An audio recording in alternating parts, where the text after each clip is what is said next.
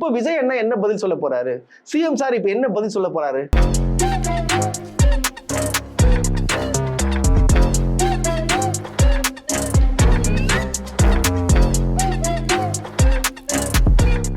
டயா booster சுகரை control பண்ணும், உங்க ஆரோக்கியத்தை மீட்டு தரும். சர்க்கரையை கட்டுப்படுத்துறதுக்கான எளிமையான வழிமுறை, இயற்கையான வழிமுறை. அனைத்து மருந்து கடைகளிலும் கிடைக்கும். அனைவருக்கும் வணக்கம். நேற்றைக்கு பாத்தீங்கன்னா நெஞ்சை பதற வைக்கக்கூடிய ஒரு சம்பவம் நடந்திருக்கு. அது என்னன்னா 10 வயசு குழந்தை தான் சொல்லணும். 10 வயசு குழந்தை என்ன பண்ணிருக்காங்க, கடத்தி கூட்டு போயிட்டு பாலியல் பலாத்காரம் பண்ணி அதை சாகடிச்சு குளத்துல போட்டிருக்காங்க. இத அவங்க அந்த பெற்றோர்களோட மனநிலையை யோசிச்சாலே நம்மளுக்கே அவங்களுக்கு கதி கலங்குதுங்க.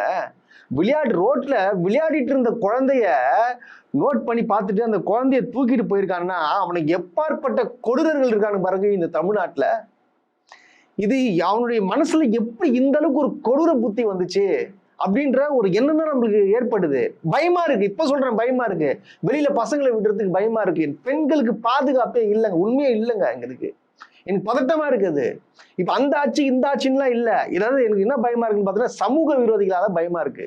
இந்த சமூக விரோதிகளை பாத்தீங்கன்னா காவல்துறை எப்படி கைது பண்றாங்க. பட் ஆனா அவனுக்கு அந்த மண்டையில அது வந்துருச்சு பாத்தீங்கன்னா, இந்த மாதிரி நம்ம ஒன்று பண்ணணும்னு சொல்லிட்டு அது எப்படி போக்க முடியும், அது என்ன பண்றது அப்படின்னு சொல்லிட்டு நம்மளுக்கு அது யோசிக்க முடியல. அது எப்படி மாத்தணும்? ஒரு கடவுள் ஒருத்தர் இருந்தாருன்னா மனசுக்குள்ள பூந்து இதெல்லாம் பண்ணக்கூடாதுன்னு மாத்துவாரா? அப்படி ஒருத்தர் இருந்தா கண்டிப்பா மாத்தணும்.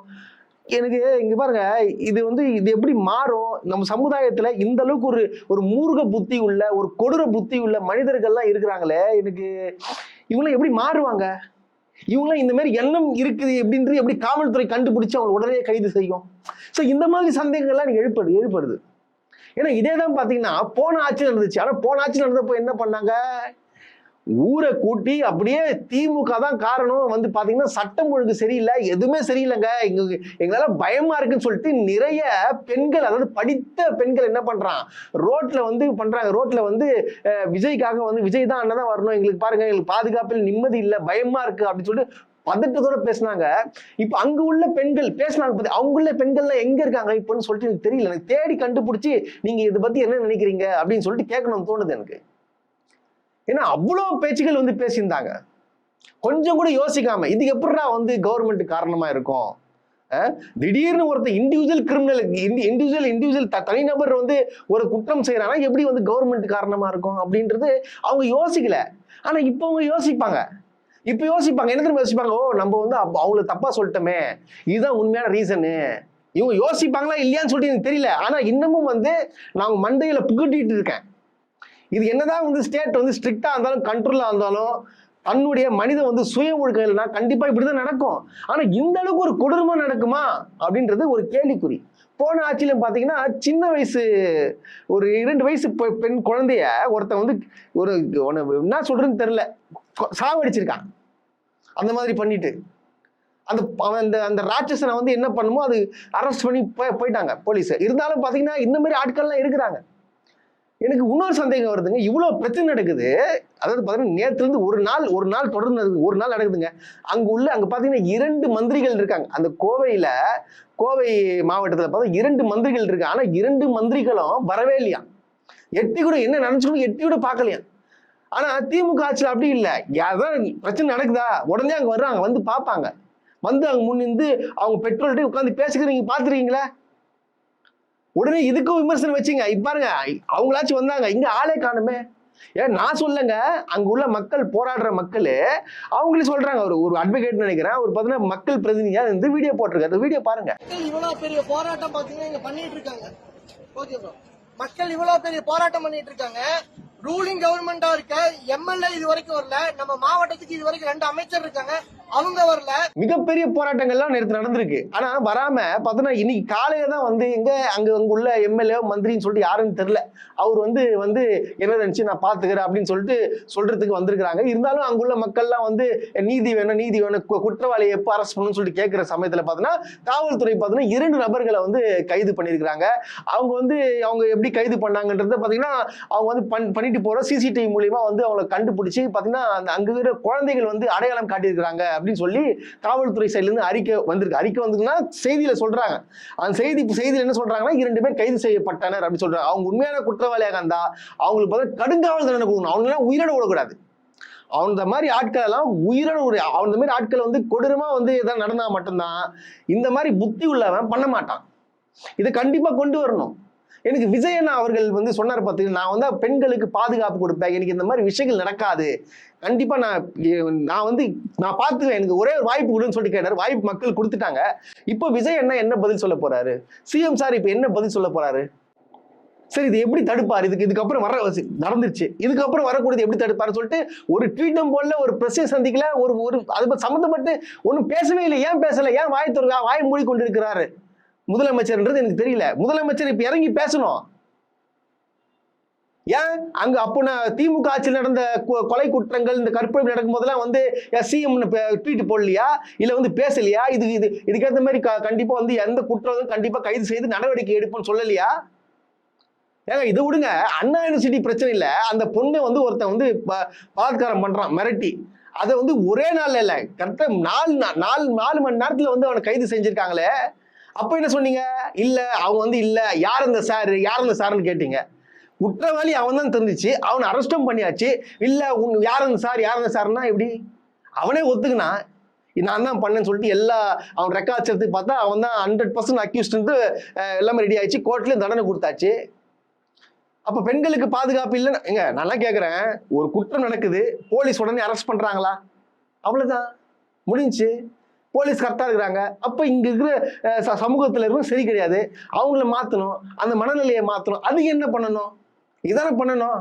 சும்மா மாத்தி குற்றம் சொல்றதை விட்டுருங்க. அதாவது திமுக இவங்களுக்கு தோக்கடிச்சிருக்காங்க, திட்டமிட்டு தோக்கடிச்சிருக்காங்க. திமுக ஆட்சியில பெண்களுக்கு பாதுகாப்பு இல்லைன்னு சொல்லிட்டு திட்டமிட்டு பண்ணாங்கல்ல. அப்ப கிட்டத்தட்ட இப்போ ஒரு ஆட்சிக்கு வந்து கிட்டத்தட்ட பாத்தீங்கன்னா 37 கொலை குற்றங்கள் நடந்திருக்குங்க.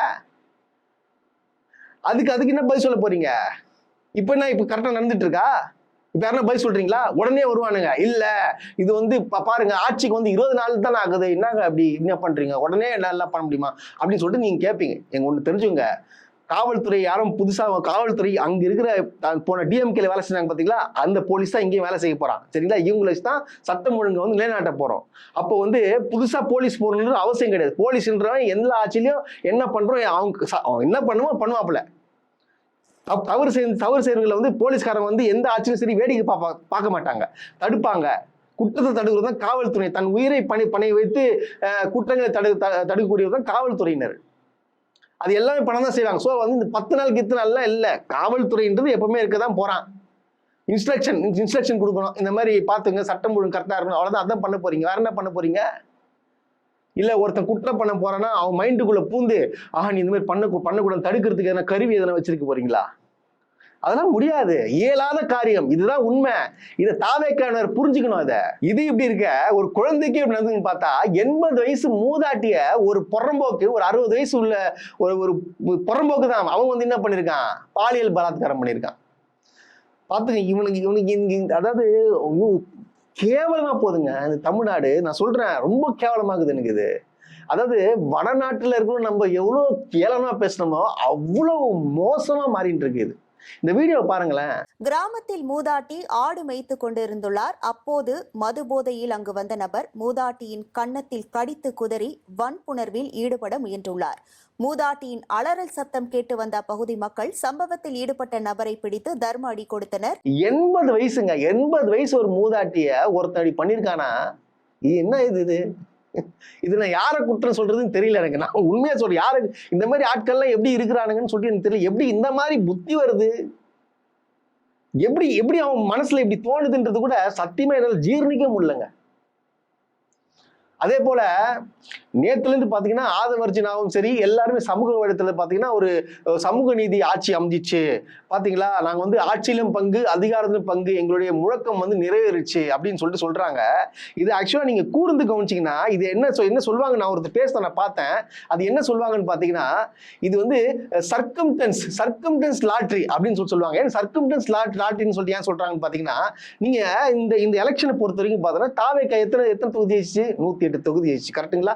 108 ஜெயிச்சிச்சு. அப்போ வந்து கூட்டணி கட்சிகளோட சேர்த்து என்ன ஆகுதுன்னு பாத்தீங்கன்னா 119 வருது. இதுதான் இவங்களுது. சோ இதை தக்க வைக்கணும்னா கூட்டணி கட்சிகளுக்கு அவங்களுக்கு வந்து அங்கீகாரம் கொடுக்கணும், இல்ல பார்த்தீங்கன்னா பதவி கண்டிப்பா கொடுத்து ஆகணும். சோ அந்த கண்ணோட்டத்தில் தான் இது கொடுக்கப்பட்டது. இவங்க வந்து முழக்கம் போராடி வென்றது இல்லை. முழக்கம் போராடி வென்றது எப்படி இருக்கும்? இதை தேர்தலுக்கு முன்னாடியே கூட்டணி வச்சு வென்று அதுக்கப்புறம் வந்து அவங்களுக்கு பதவி கொடுத்தா இது ஓகே, இது கரெக்ட். ஆனா இது எப்படி இது அதுல சேர்றோம்? தாவேக்கா வந்து கரெக்டா வந்து சந்தர்ப்பத்தை யூஸ் பண்ணின்னு இவங்களுக்கு என்ன பண்ணிக்கிறாங்க, பதவி கொடுத்துக்கிறாங்க. இந்த பதவியே சரி இவங்களுக்கு வந்து ஒரு அதிகாரம் கிடைக்கணும், நம்ம கட்சி வளர்க்கணுன்ற ஒரு நோக்கத்தோட என்ன பண்ணிருக்காங்க, பிசிகேவும் ஐயுஎம் சேர்ந்துக்கிறாங்க. இதுதான் உண்மை. அப்புறம் பாத்தீங்கன்னா ஆதவர்ஜுன சொல்றாரு, நாங்க நினைச்சா வந்து அதிமுக இருக்கிற எம்எல்ஏ கூட்டு சேர்த்து வச்சு அமைச்சர் பதவி கொடுத்து நாங்க ஆட்சியை நிலைக்க முடியாதா? நாங்க உங்களை கூப்பிட்டோம் அப்படின்னு சொல்லிட்டு ஒரு கேள்வி கேட்கறாங்க.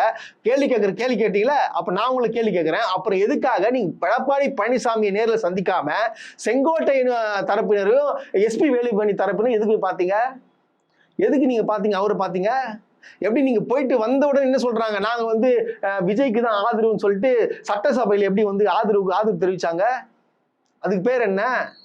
அப்போ பிளான் இருந்துச்சு. என்ன ஆயிருக்குன்னு பாத்தீங்கன்னா, இப்போ வந்து மக்களிடையில வந்து தவறான விஷயங்கள் பரவிட்டு, அதை பாத்தீங்கன்னா இவனுக்கு தானே ஓட்டு போடணும், எதுக்காக அதிமுக கூட வந்து கூட்டு சேர்றாங்க அப்படின்ற பல கேள்விகள் எழுந்துச்சுன்னா என்ன ஆகுச்சு பார்த்தீங்கன்னா, இவங்க வந்து கரெக்டா பிளான் பண்ணி சரி நம்ம வந்து திமுகவுடைய கூட்டணிகளை வலிச்சாதான் கரெக்டா இருக்கும், அதை பத்தி தான் நம்ம சமூக நீதி பத்தி தான் பேசிருக்கோம். ஸோ வந்து சமூக நீதிக்கு யாரெல்லாம் கூட இருக்காங்களோ அவங்கள வந்து நம்ம வந்து கூட்டணி வச்சுக்கலாம் அப்படின்னு சொல்லிட்டு என்னன்னு பண்றாங்கன்னா, இடதுசாரிகளையும் சமூக நீதிக்காக போராடுற கட்சிகளையும் பாத்தீங்கன்னா கூப்பிட்டு வச்சு இவங்க வந்து வாய்ப்பு கொடுத்துக்கிறாங்க. இதுதான் உண்மை.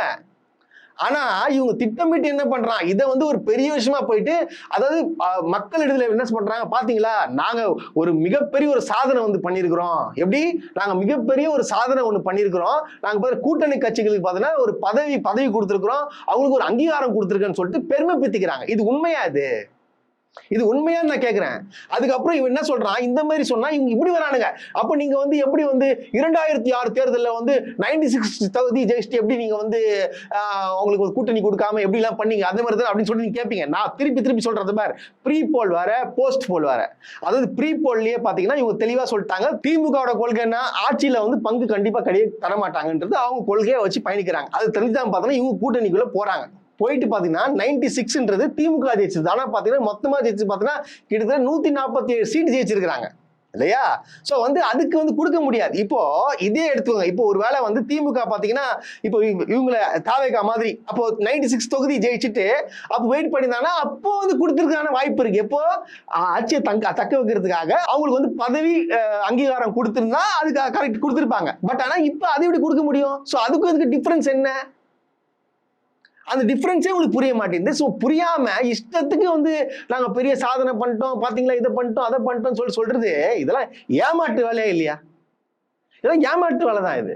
இப்படி இருக்கச்ச நேத்து பாத்தீங்கன்னா ஒரு சமூக போராட்ட வீரர், அதாவது பாத்தீங்கன்னா பயங்கரம் போராளி வந்து ஒருத்தர் ரிலீஸ் ஆயிருக்காருன்னு சொல்லிட்டு சமூக வலைத்தளத்துல கொண்டாடுறானுங்க. இவனு கொண்டாடுறது பார்த்து பரவாயில்லைங்க, தாவேக்கவினர் கொண்டாடுறானுங்க. ஏன்னா அந்த ஆளு சவுக்கு சங்கர் விஜய் என்ன கேள்வி கேட்டு அசிங்க பத்தினாப்புல நேத்து வந்து சவுக்கு சங்கர் பேசுறாரு. திராவிட முன்னேற்ற கழகத்தை தூக்கி எறிந்ததன் மூலம், கொளத்தூரிலேயே திமுக தலைவர் திரு ஸ்டாலின் அவர்களை மண்ணை கவ வைத்ததன் மூலம் தமிழக மக்கள் ஒரு அற்புதமான தீர்ப்பை வழங்கி இருக்கிறார்கள். அந்த தீர்ப்பை சரியான முறையில் புரிந்து கொண்டு முதல்வர் திரு விஜய் அவர்கள் இதுவரை ஆட்சி நடத்தி கொண்டிருக்கிறார் என்று நான் செய்தித்தாள்களில் பார்த்த வரையில் நான் புரிந்து கொள்கிறேன். தமிழக வெற்றி கழகம் அமைத்துள்ள இந்த கூட்டணி ஆட்சி 5 ஆண்டுகள் முழுமையாக தனது ஆட்சி காலத்தை நிறைவு செய்து தமிழக மக்களுக்கு பல்வேறு நலத்திட்டங்களை செய்ய வேண்டும் என்பதே எனது விருப்பமாக முதல்வரிடம் இந்த நேரத்தில் தெரிவித்துக் கொள்ள விரும்புகிறேன். விஜய் அவர்களுக்கு மிகப்பெரிய வாழ்த்துக்கள். நீங்க வந்து கரெக்டான ஆட்சி பண்றீங்கன்னு சொல்லிட்டு நான் சிறையில் இருக்கும் போது எனக்கு நல்லாவே தெரிஞ்சிச்சு. நீங்க வந்து நல்லா இருக்கணும். அதே போல திமுக ஒழிச்சு கட்டிங்க அப்படி இவர் வந்து பேசுறாப்புல, அதாவது விஜய்க்கு ஆதரவு தெரிவிக்கிறாப்புலையா, ஆதரவு தெரிவிச்சு இங்க கட்டிங் போல வந்திருக்கா போல. யாரே நம்ம சவுக்கு சங்கர். நான் சொல்றேன், விஜய் அவர்களுக்கு ஒரு மிகப்பெரிய ஒரு கோரிக்கை வைக்கிறேன், இந்த ஃப்ராடு பையனை தயவுசெய்து நம்பாதீங்க. இவன் ஒரு மிகப்பெரிய ஒரு நான் சொல்றேன் மோசமானவன் முக்கியமானவன் சவுக்கு சங்கர். நான் சொல்றேன் கேளுங்க, 1ஆம் நம்பர் டுபாகூர். இவன் பாத்தீங்கன்னா அதிமுகவுக்கு ஃபேவரா தான் அதிமுகவுக்கும் பிஜேபிக்கும் வேலை செஞ்சுருந்தானா டிவிகே வந்து வருமானு சொல்லிட்டு புரோக்கர் வேலை பண்ணலாம்னு பார்த்தா போல. ஆனா பார்த்து நடக்கல. உடனே பார்த்தீங்கன்னா விஜய் வந்து, அதாவது விஜய் அவர்கள் இந்த நம்ம சிஎம் பாத்தீங்கன்னா கேவலமா விமர்சிச்சு, எந்த அளவுக்கு ஒரு கேவலமா விமர்சனம் தான் இந்த சவுக்கு சங்கர் இப்போ வந்து என்ன பண்ற, விஜய்க்கு ஆதரவு கொடுக்கறதா அப்படின்னு சொல்லிட்டு பேசுறான். தயவு செய்து தாவேக்கா நண்பர்களே, இந்த சவுக்கு சங்கர் மாதிரி ஒரு ஃப்ராடை தயவு சேர்க்காதுங்க. சேர்த்தீங்கன்னா அது ஒரு மிகப்பெரிய உங்களுக்கு செட்பேக் ஆகிடும். ஏன்னா இவங்க யாராருக்கும் சப்போர்ட் பண்ணி பேசினாங்களோ அத்தனை கட்சி வந்து காலி. அதிமுகக்கு சப்போர்ட் பண்ணி பேசினாப்புல இப்ப அதிமுக எங்க போச்சு, இருக்கிறது தெரியாம போயிடுச்சு. சோ நீங்க சிந்திங்க. சவுக்கு சங்கர் மாதிரி ஒரு ஆளெல்லாம் வந்து நீங்க உள்ள கூப்பிட்டு போட்டு வச்சுன்னு அவருக்கெல்லாம் வந்து ஒரு அங்கீகாரம் கொடுத்து சரி நீ பேசு, என்ன வேணா பேசு அப்படின்னு சொல்லிட்டு பேசுனீங்கன்னா, நான் ஓப்பனா சொல்றேன், சவுக்கு சங்கரை இப்போ உங்க ஆட்சி அமைச்சிருக்கீங்க, இந்த சவுக்கு சங்கரை உள்ள சேர்த்தியதான் நீங்க பதவி பிரமாணமோ இல்ல வந்து ஆதரவு தெரிவிச்சீங்கன்னா, நான் சொல்றேன் உங்க கட்சி திவால் ஆகிறதுக்கு நிறைய வாய்ப்பு இருக்கு. அந்த அளவுக்கு மோசமான ஆள் தான் இந்த புரோக்கர் பையன். இப்படி இருக்குச்ச இவங்க வந்து நல்ல, அதாவது பார்த்தீங்கன்னா ஆட்சியில வந்து பயங்கரமா ஊழலே இல்லாத லஞ்சம் இல்லாத ஆட்சியை வந்து நம்ம கொண்டு வந்துட்டோம் அப்படின்னு சொல்லிட்டு யார் சொல்லிட்டு இருக்கா, இவங்க வந்து தாவேக்கான்னு சொல்லிட்டு இருக்காங்க. நேற்றுக்கு பார்த்தீங்கன்னா இந்த வேலூர்ல அந்த சூளை, அந்த செங்கல் சூளை இருக்கு பார்த்தீங்கன்னா, அங்க போயிட்டு ஒரு தாவேக்கா நிர்வாகி, அதாவது பார்த்தீங்கன்னா பகுதி செயலாளர் அவர் என்ன பண்ணியிருக்காரு, அங்க உள்ள பூந்து அங்க இருக்குள்ள 1 லட்ச ரூபா கொடு, மாசம் 1 லட்ச ரூபா கொடுத்துடணும் அப்படின்னு சொல்லிட்டு கட்டிங் பேசிக்கிறா போல. லஞ்சம் நீங்க கொடுத்துதான் ஆகணும், இல்லைன்னா வந்து நடக்காது அப்படின்னு சொல்லிட்டு பேசின உடனே அங்க கேமராலாம் எடுத்து பொதுமக்கள் கூட்டின உடனே அங்க நடிக்கிறா போல. அங்கேயும் வந்து உண்மையை சொல்லிட்டா போல, ஏங்க நான் சொல்லிலாம் பண்ணலங்க, இது வந்து மாவட்டத்துலன்னு சொல்றாங்க, நான் பண்றேன், மேலன்னு சொல்றாங்க பண்றாங்கன்னா, அப்ப மேல சொல்லிதான் நீங்க லஞ்சம் வாங்குறீங்களா?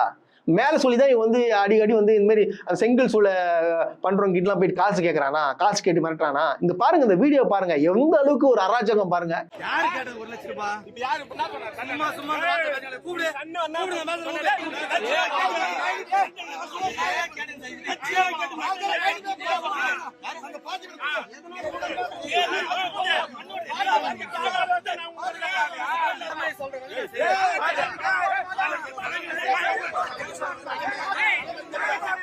கேட்டா வந்து இவங்க என்ன சொல்றாங்க, நாங்க வந்து யாரும் தப்பு பண்ணக்கூடாது, இது வந்து நம்ம ஆட்சி, விஜயன் ஆட்சின்னு சொல்லிட்டு அவருக்கு அவப்பேரு, முதலமைச்சருக்கு அவப்பேரு இது விளைக்கும் விதமாக என்ன நடக்குது, இது நடக்குது. ஏன் இதெல்லாம் வந்து உடனடியா அவன் பதவி விட்டு இன்னும் தூக்காம இன்னும் ஏன் வேடிக்கை பார்த்துட்டு இருக்கீங்க? இந்த மாதிரி ஆட்கள் உங்க கட்சிக்கு தேவையா சொல்லுங்க. அதாவது ஆட்சிக்கு வந்து கிட்டத்தட்ட ஒரு 20 நாள் தாங்க ஆகுது. இந்த 20 நாளுக்குள்ளேயே இந்த அளவுக்கு ஒரு பாருங்க, இந்த புத்தி பாருங்க, கட்டிங் போடுறது, மிரட்டுறது, மாமூலாங்கிறது, இந்த புத்தி இருந்துச்சுன்னா தமிழ்நாட்டில் ஆட்சி எப்படி நல்லா நடக்கும்? அதாவது பிரஸ் மீட்டிங்ல மட்டும் நல்லா பேசுறது, ஆனா நடைமுறையில இந்த மாதிரி வேலைகள் நடந்துட்டு இருக்கு. இது நிதர்சனமான உண்மை. இது நானும் வந்து கதை கட்டி சொல்லல, பல நியூஸ் சேனல்ல வருது, எல்லாத்துலயும் வருது, சோசியல் மீடியால வருது, பொதுமக்களே சொல்றாங்க. நாங்க நினைச்சது வேற, நடக்கிறது வேற. இது எப்படி போய் முடியும்னு சொல்லிட்டு தெரியலன்னு சொல்லிட்டு பொதுமக்கள் வந்து இப்ப பெணாத்த ஆரம்பிச்சிட்டாங்க. இதுதான் நிதர்சனமான உண்மை. அது போக பாத்தீங்கன்னா கரண்ட் கட் ஆகுதுன்றது எல்லாருக்குமே தெரியும். ஆனா இதுக்கும் பார்த்தா திமுக தான் காரணம், திமுக தான் ஆள் செட் பண்ணி பண்றாங்க.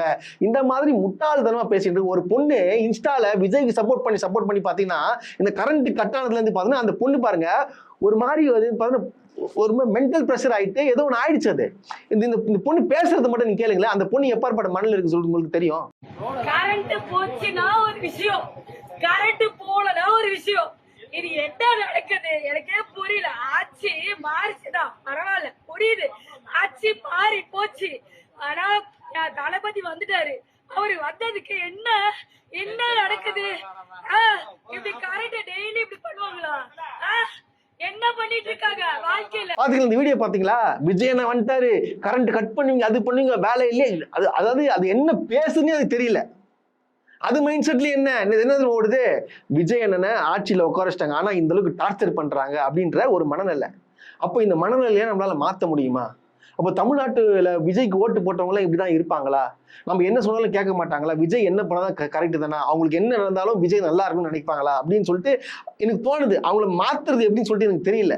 அவங்க எப்போ இயல்பு நிலைக்கு வருவாங்க அப்படின்றத காலம்தான் முடிவு செய்யும்.